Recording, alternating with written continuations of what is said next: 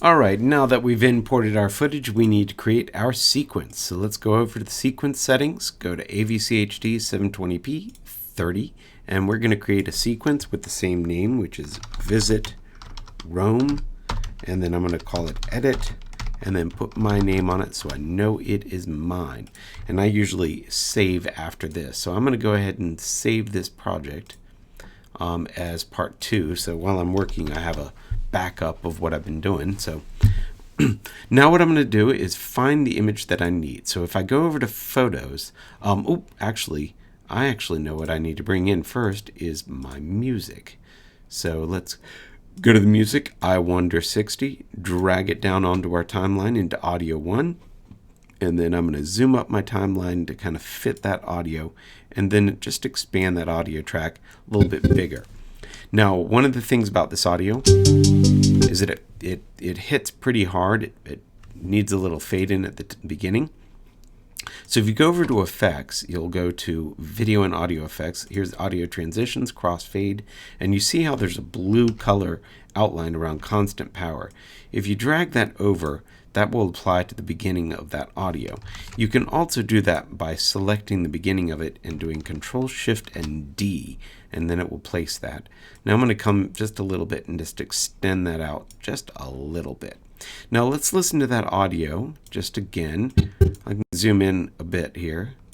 2, 3, 4, 2, 2, 3, 4, 1. So right there is where I'm going to have that next thing come in. You can see it right on that beat. So I need to find the image that I'm going to use, and I know this is the image I'm going to use for that length of time.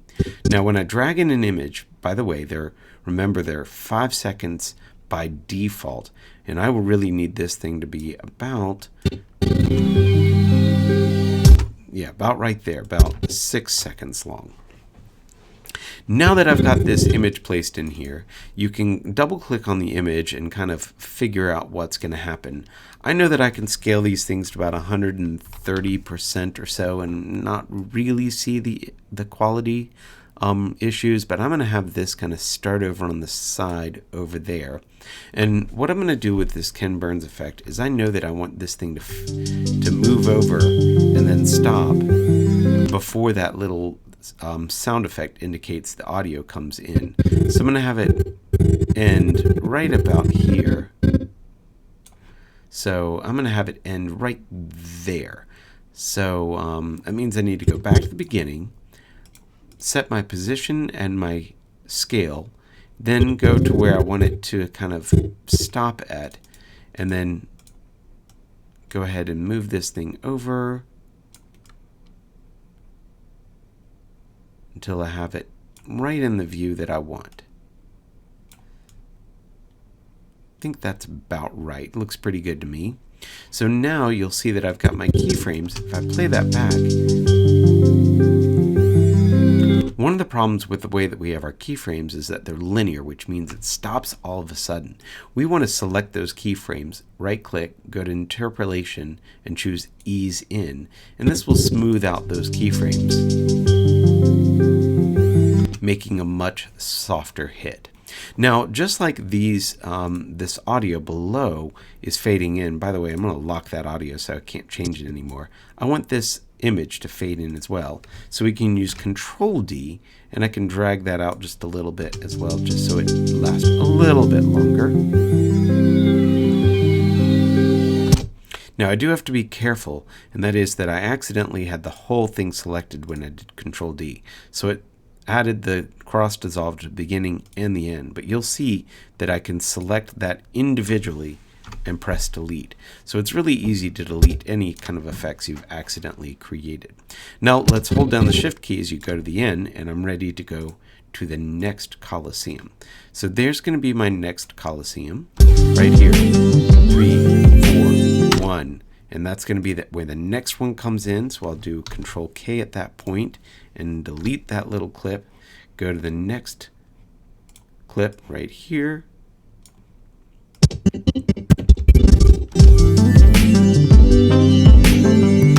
Then that'll be the next clip. So Control K, get rid of the next part. So here's what I got so far.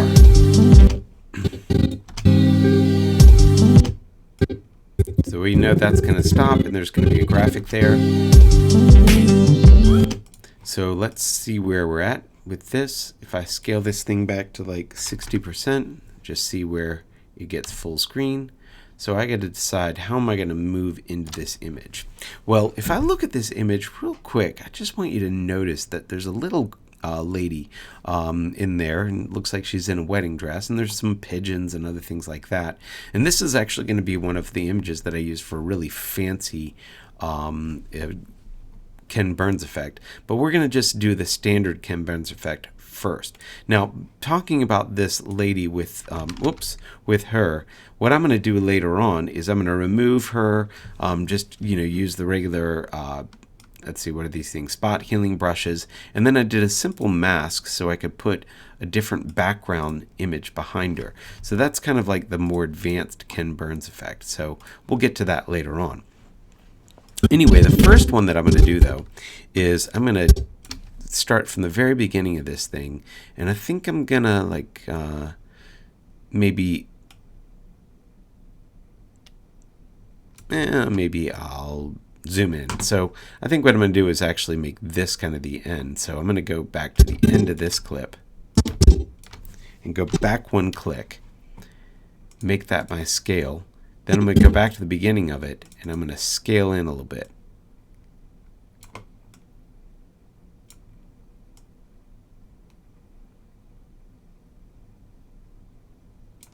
So it'll go kind of like that.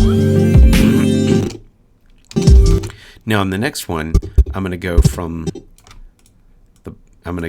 the bottom. So it's going to go like that. I'm going to start up there.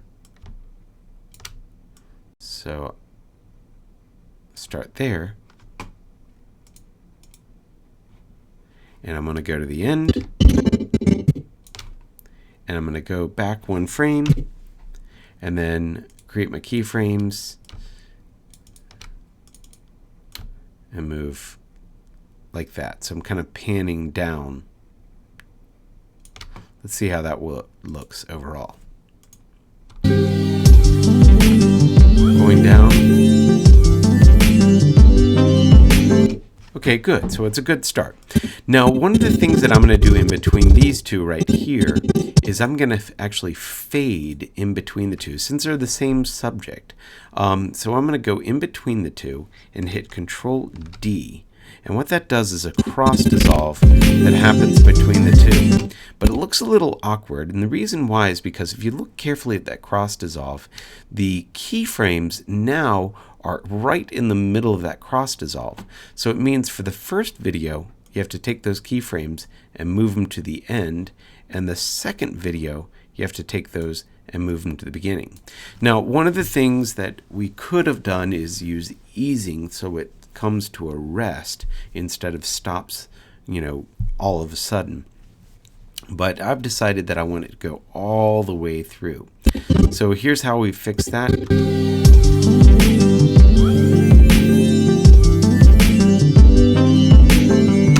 Now the next one that we're going to get into right here is the Trevi fountain.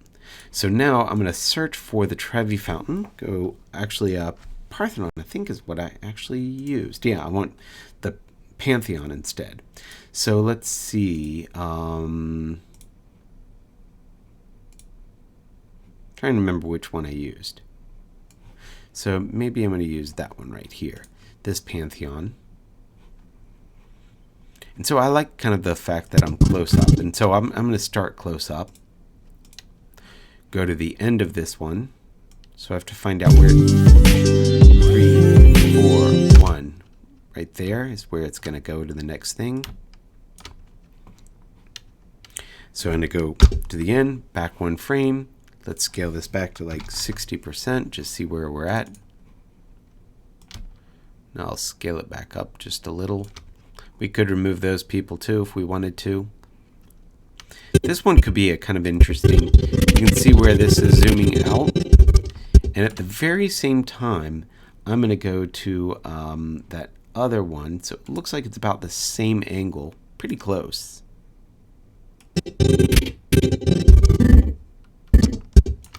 Let's see if we can scale that back 80%.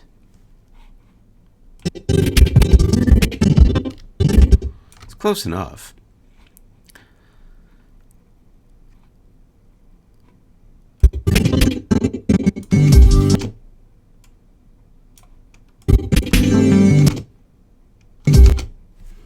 So there, I'm going to cut there. Go back one frame. Make my keyframes.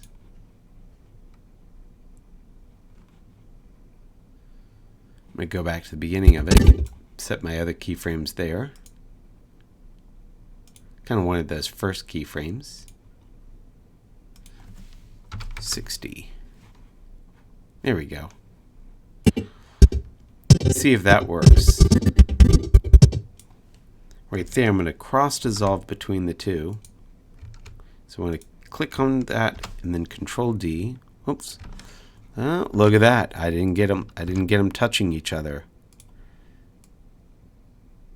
Ooh. Let's try that. Now that they're touching, then I do Control D, and now I'm getting a cross dissolve. Yeah, you can see how it's almost like one's fading to the other one, which is kind of cool. Now what I have to do is fix that same thing. Go there, scoot that one back, go to the other one, scoot the other ones forward. And you'll see I almost have this like cross dissolve where it's just getting smaller, which is kind of cool.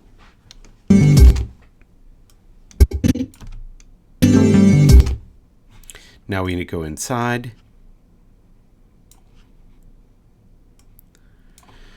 And this one is not quite as big, but you know, that's okay. Zoom up, you know, 120%, 125. And it's really not going to kill us. Let's see, I'm going to start from the bottom and pan my way up.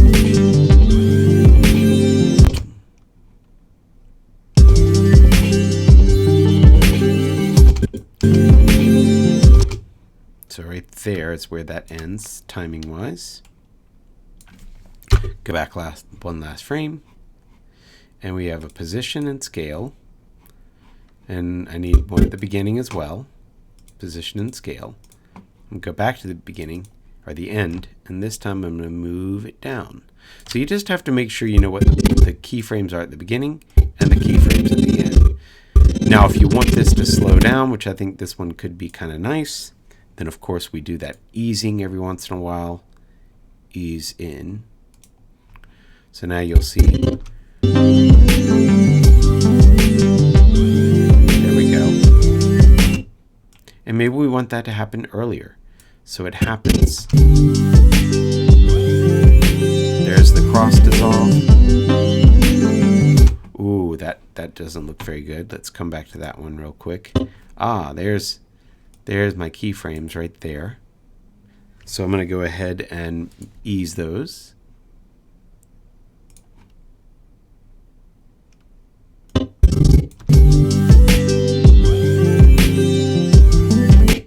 That's actually moving a little bit too fast.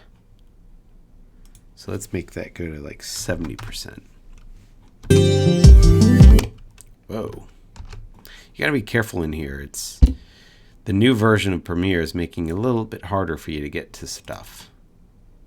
Let's get that to 70%. Oh, that's the problem. I need to make sure I'm at the right time. So I need to jump up to that keyframe. There is the problem. Let's go to the next. Let me get to that first one. Yeah, you got to be really careful here.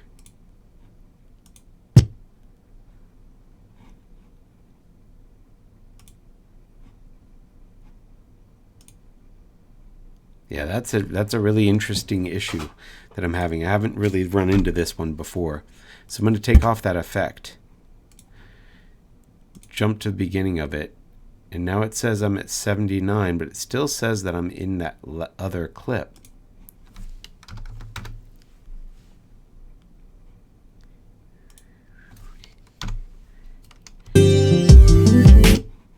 That's a really strange problem. Here's what I'm going to do. I'm going to move these away from each other so it's not snapping from one to the other easily. There we go. Because the problem, okay, the problem is that those numbers are before and we can't see them there. It's a really weird issue. You can see that it's remembering the length of that thing because of the effect that we had on there.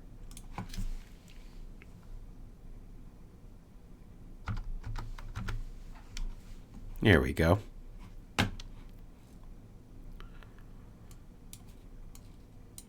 So let's take that back. Select in between the two. Use Control D. Go to that one, adjust this here.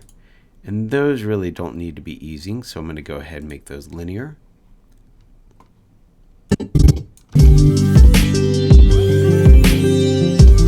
Yeah, that seems to be a more consistent speed.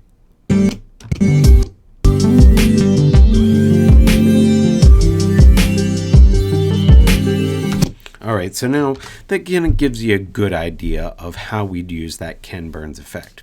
So you would just want to continue doing this for the rest of the videos. One of the things I want to point out about the Trevi fountain is that if you're looking for the Pantheon, so you can just search for those things, and that's why it's really nice when you've given it some sort of name. If you want Trevi, you can just do TRE. And this one like here is a really nice wide one, so that does a good left to right one. And then you notice that this one here is pretty vertical, and this one right there is almost the same, except it's a little bit out of angle. That's where you can actually fix these images in Photoshop. You can correct the perspective, so you might want to look that up if you're interested in doing that, because that's a really nice transition where you have two images that are similar to the same size. I reduced the resolution of this image, and I'm not sure why it's acting up, but you know, hey, that's what happens. It's a computer.